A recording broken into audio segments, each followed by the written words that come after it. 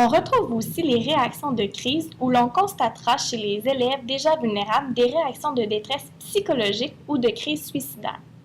On retrouve également les réactions du deuil qui concernent davantage les élèves qui connaissent bien la personne décédée. Il sera donc important d'intervenir de façon précoce. Enfin, il faudrait outiller les enseignants pour qu'ils soient en mesure de bien agir et de bien soutenir leurs élèves en plus de les référer aux besoins. Les informations. On peut prendre en considération certains devoirs des enseignants par rapport à cette situation. Tout d'abord, on retrouve les devoirs de compétence et d'autorité professionnelle. Ces derniers représentent les limites des responsabilités des enseignants au niveau de l'intervention.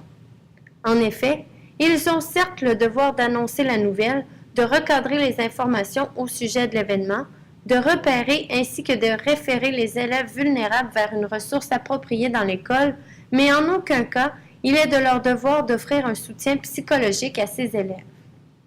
De plus, les enseignants devront être en mesure de justifier leurs faits et gestes auprès des personnes concernées, exemple les parents et la direction, si jamais cela leur est demandé. Ensuite, on retrouve les devoirs de confidentialité et de réserve. En effet, la direction devra contacter la conjointe ainsi que la famille immédiate de M. Renaud afin de connaître les informations qui sont autorisées à être transmises aux élèves. Enfin, on retrouve les devoirs de discrétion.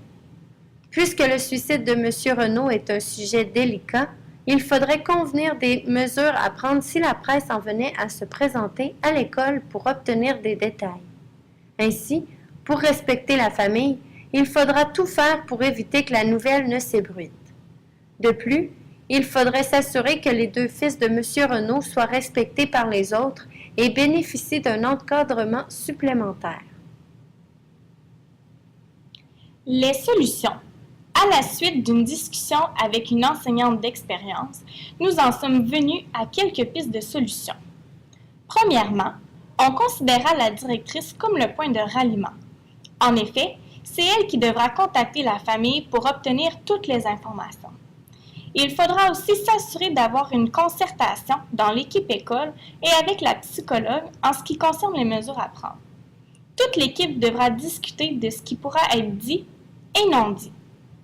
Deuxièmement, il sera entendu que l'annonce ne se fera pas la première journée, donc la rentrée scolaire, pour ne pas gâcher l'événement.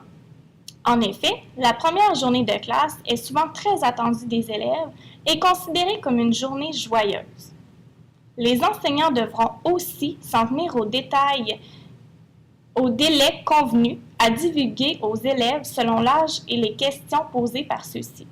Ils pourront également discuter de l'utilisation des ressources possibles telles que la littérature jeunesse ou bien tout simplement partir des connaissances des enfants sur le thème de la mort. Par exemple, si certains ont déjà vécu la mort d'un animal de compagnie ou bien d'un grand-parent. Enfin, comme il a déjà été mentionné, il faut bien outiller les enseignants afin qu'ils se sentent prêts à affronter cet événement. Des programmes comme celui de Zippy sont offerts à la directrice, sont aussi offerts et la directrice pourrait également mettre à leur disposition une liste de ressources pouvant les aider, que ce soit des livres, des sites Internet ou même le nom de personnes ressources. Bref, nous espérons que si un jour vous vivez une telle situation, cette présentation vous aura bien informé en plus de bien vous outiller. Nous vous invitons également à consulter les sites Internet suivants pour plus d'informations. Merci. Created using Powtoon.